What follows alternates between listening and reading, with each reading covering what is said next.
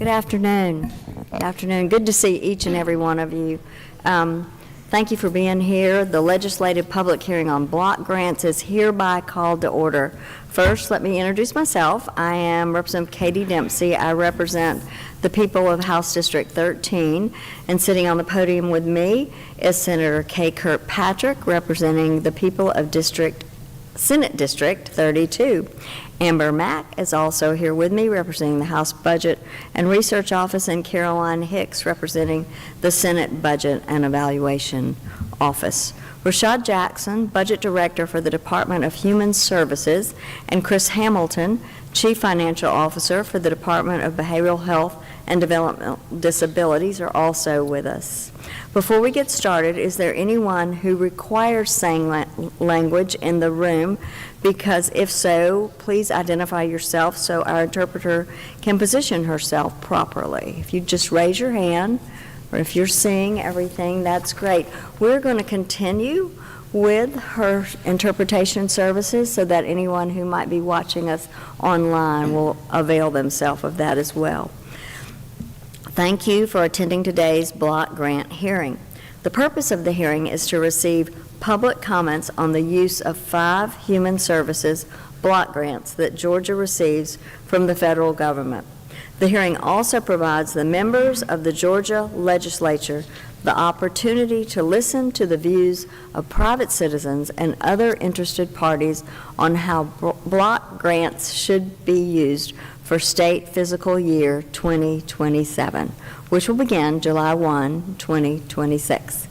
These block grants are Community Mental Health Block Grant, Community Services Block Grant, Low Income Home Energy Assistance Block Grant, Social Services Block Grant, Substance Use Prevention, Treatment, and Recovery Services Block Grant.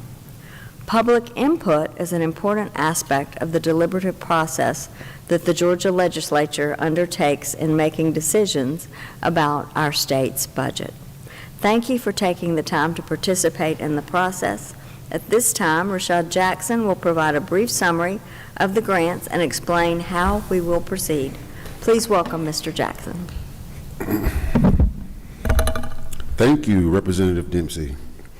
As Representative Dempsey stated, the Department of Human Services will receive public comment on 3 federal block grants today. By federal law, Georgia is required to hold hearings on these grants. These 3 grants are the Community Services Block Grant, the Low Income Energy Assistance Block Grant, and the Social Services Block Grant. The Community Services Block Grant provides funds for services and activities that impact the causes of poverty to assist low-income participants. These funds are distributed to local agencies throughout the state and fund a wide range of services, including employment, education, meals and nutrition services, and housing services. The Low-Income Home Energy Block Grant provides cash assistance to qualified low-income households for home energy costs, weatherization costs, caulking and weather stripping, to reduce energy consumption and for energy crisis. Finally, the Social Services Block Grant funds various services such as daycare services for children, adults and persons with mental retardation, home-delivered meals, homemaker services, transportation, and protective services for adults and children. This grant also assists families to achieve and maintain economic self-support and self-sufficiency. At this time, Chris Hamilton, the Chief Financial Officer of the Department of Behavioral Health and Developmental Disabilities, will provide a list and a brief summary of his agency's grants. Thank you, Rashad. The Department of Behavioral Health and Developmental Disabilities will receive public comment on 2 federal block grants today. These 2 grants are the Community Mental Health Services Block Grant and the Substance Use Prevention, Treatment, and Recovery Services Block Grant. Here's a brief overview of each of these grants. The Community Mental Health Services Block Grant implements the provisions of the Mental Health State Plan by providing services to individuals with a serious mental illness and to children with a serious emotional disturbance. The Substance Use Prevention, Treatment, and Recovery Services Block Grant provides funds for community-based alcohol and drug treatment, prevention, and early intervention programs. Thank you. Now I will turn things back over to Rashad to continue the proceeding.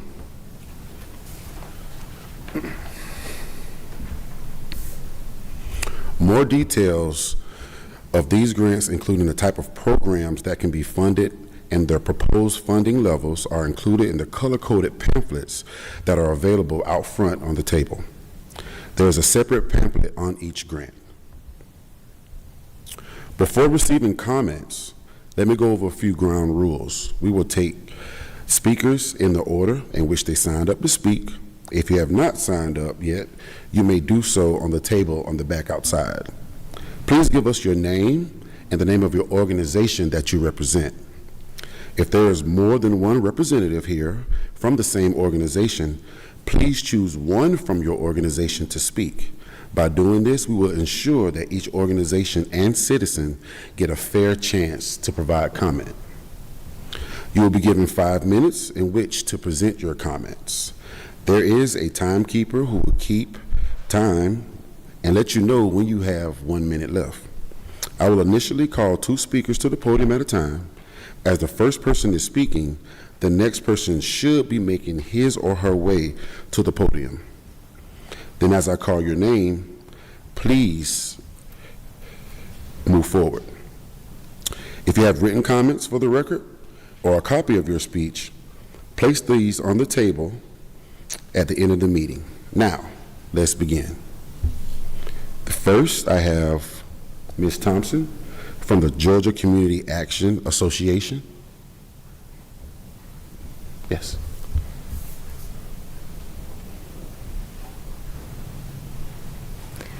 Ms. Thompson, if you would make sure to introduce yourself too, also, when you get to the microphone, if you would just also introduce yourself and your organization. Thank you. Okay, good afternoon. My name is Consuela Thompson. I'm with the Georgia Community Action Association. I'm the executive director of that organization. Our organization is a member organization of 20 community action agencies that serve all 159 counties of Georgia. And so I wanted to just make comment about the LIHEAP program. I just wanted to give a quick shout out to the DHS unit of the CSBG and LIHEAP team when we were having some challenges on October, November, December last year with the government shutdown. That team worked very closely with the community action agencies as we tried to maneuver through our budgets, as we tried to keep our doors open and continue to serve. The DHS team worked very closely with us, and once they received the funds from the federal government, they pushed it out as quickly as possible so we can serve our community. So I definitely wanted to make note of that team and the work that they did, and the director over there is Miss Cynthia Bryant, and she is the unit director. Her and her team, they're amazing. So I just wanted to make sure I made that note. Our LIHEAP program is well underway, and so we just want to share with everyone that although it looks like it's how much we have on here. You guys have on the budget, they showed me 81 million. That is literally about 20% of those that are eligible for those services. And so we do prioritize our senior citizens the first 30 days. We prioritize senior citizens and those that are homebound. But the rest of the general population, what is left, we usually run out really quick. And so just putting the ask out there for any additional funds to leverage with our LIHEAP funds to especially during these times and during these cold winters, and to get through these services would be greatly appreciated as we continue to try to identify additional resources to leverage with those LIHEAP funds. I also wanted to make a comment about the Community Service Block Grant, which makes us community action. And as you can see also in that budget that it was approximately about 20 million over the past few years, and it was 7 million this year. But we do know that we are awaiting additional funds coming down from the federal government, and that our community action agencies are working as efficiently and effectively as possible. And so at the same time, those are some federal funds that are being sent down to the community action agencies. And then we also would like for you all to think about those things when you put together those state budgets also as it relates to leveraging funds with the community service block grant. So those community action agencies are doing everything on the local level, all the partnerships. They're receiving local funds in some areas. In some of our local areas, those local counties and those local municipalities and cities are very stretched, and so they're very dependent upon those community action agencies, especially in our rural spaces, where the community action agency is a hub for social services in those areas. And so just kind of keep that in mind for those services. Another thing that I wanted to share with you all, let's see here, is an invitation. I don't know how I forgot that part. But the invitation to get to know us as a community action network, we invite you to reach out to your local community action agency, get to know your local community action agency, get to know the statewide network, which is the Georgia Community Action Association. Come out to our events, reach out to us. You can call our office. Our representative here at the Capitol is Mr. Terry Coleman with Government Solutions. If you know him, then reach out to him and he'll make that connection happen for you, so you can get to know us and the work that we do and be on the ground and get to know the people that are out there that's doing this work every day. And that's it. Did you have a question that you wanted to ask your button? We can try. Yeah. We can try and see. Okay. If you'll use your microphone, please. Yes, ma'am. Okay. Yes. Hi, Ms. Thompson. Yes, Mr. Representative. You mentioned that, thank you for your presentation, but you mentioned, are you asking the General Assembly for additional funding for in addition to the 81 million that the agencies already received for LIHEAP? Is that what I'm understanding? If we want to leverage more dollars against that to increase to 20%. So right now the 81 million reaches 20% of the population in Georgia that is qualified and eligible for the services, which is because that percentage, that means only 1 in 5 households receive the services out of those 81 million. So I want to say FY 2024, we did over 180,000 applications with those funds. But that's still only 1 in 5 families that actually is eligible for those programs and services. That is why we center the beginning around senior citizens and people that are homebound, so we can make sure that those senior citizens and people that are on fixed incomes and that are homebound, medically homebound, that we try to make sure that they get that priority first. But what is left does go to the general population within our service areas, and it's just, I think a lot of times the state gets a lot of calls. I know DHS get a lot of calls because the agency will run out of funds because it goes very quick. You think $80 million, it goes very quick. And so once those funds are out, we still have 4 and 5 families that were not able to get serviced. And so that's what I'm speaking to. And further question, for the community service block grant, you stated the agencies received 20 million or 7 million? Over the past few years, it was on average around 20 million that passed through. The agencies got about 18 of that, and then, administrative costs and things at the state level. But this year it was 7 million, so they got a partial contract this year. And that was because of the government shutdown, because money wasn't released yet. So it wasn't on DHS why that happened. But it is putting the agencies in a vicarious situation where they've had to kind of cut back on staff, which is something we never want to do.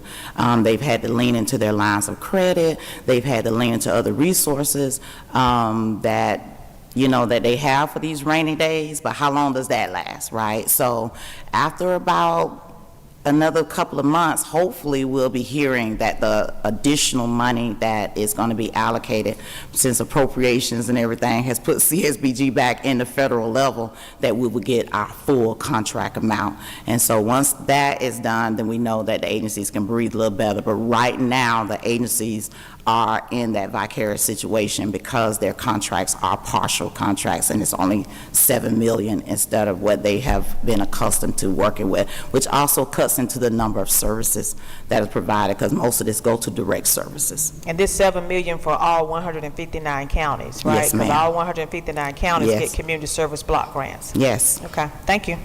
yes, ma'am. Anyone else? I don't see any other questions. Thank Okay. you so much. Yes, ma'am, thank you.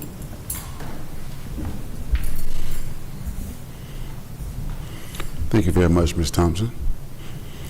Next, we will have Ms. Ashley Burden.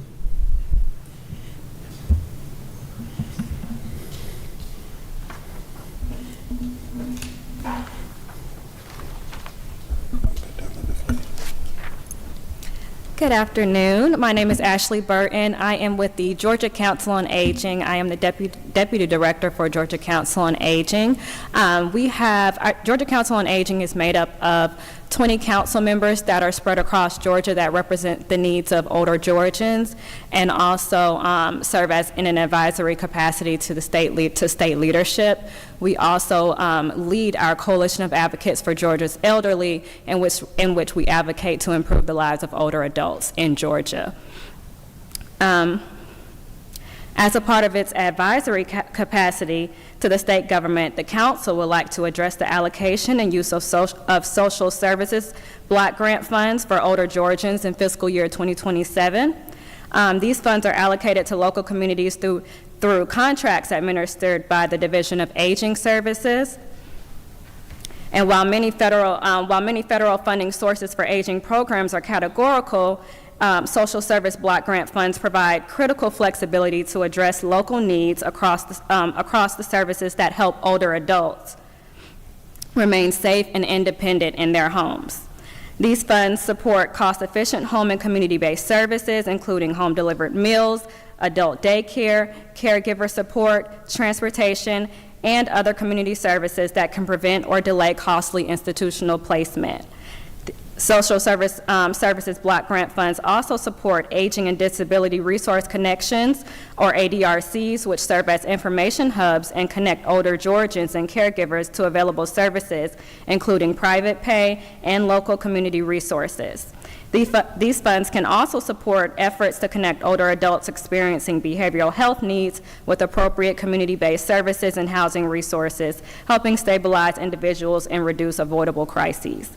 The need for these services remains substantial. As of January, there are over 9,000 clients waiting for over 12,000 home and community-based services, non-Medicaid home and community-based services within Georgia.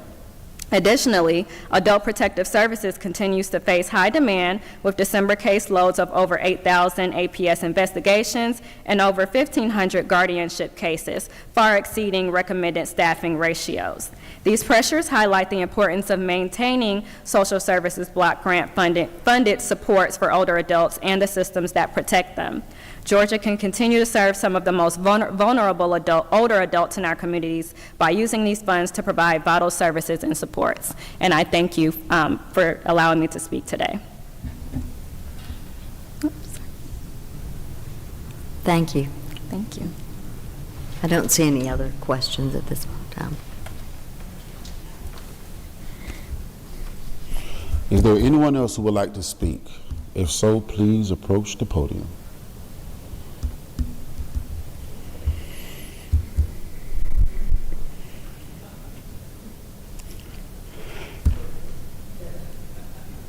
Okay. Well, if there, go ahead. Well, I just, Ms. Thompson mentioned about, let me get the microphone. Thank you. Ms. Thompson mentioned about the contract, that from the federal government. Is this Department of Human Services received any type of notification that, because there's another shutdown approaching apparently, hopefully it won't be, but Is the State Department receiving any type of notification that the new contract could very well be coming sooner than much later to cover the, because right now they just have the half contract of the community service block grant? Okay, the grant holders will be more applicable to speak on that subject matter. I don't want to speak outside of the actual program. Okay, well, one other question. So will there be any more hearings, public hearings on this particular topic? No, we only hear the block grant once a year. Once a year? Yeah. In Atlanta, for the whole state of Georgia?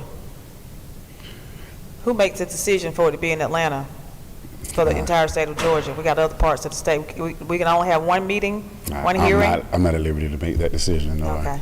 Yeah. Who makes the decision on how many block grants hearings will we have in a year time? Who makes that decision? So as I understand it, this is somewhat historic. This is Gotcha. pass-through dollars that come from the federal government. So actually, they are deciders. The grants are available, and those interested in applying, apply for them. It's a process that actually, from the state level, we don't, as I understand it, we do not carry out any of that. Okay. The money comes and it Right. passes through DHS to them, or through DBHDD. Right. Yes. Thank you. I appreciate that, Madam Yeah. Chair. I was just wondering, with rural Georgia, is there an opportunity to have maybe a second meeting in rural Georgia? Because that was just my thoughts. Yeah, Because to ensure that, the many members of the state can participate in these hearings. Do we provide an opportunity for people to be online to be a part of this hearing, maybe? As I understand it, it is a part of our appropriations process, just like we had today with the hearings. It's an annual process that we do and carry out, and for the years that I've been doing it, this is the way it has been done. It is something that we have little say-so over, but it is our responsibility to make it known, and have the materials outside to pick up too for everyone. Thank you. You're so welcome. Thank you for your interest. No problem, Yeah. thank you. Does anyone else within the audience want to give comments? Anything else?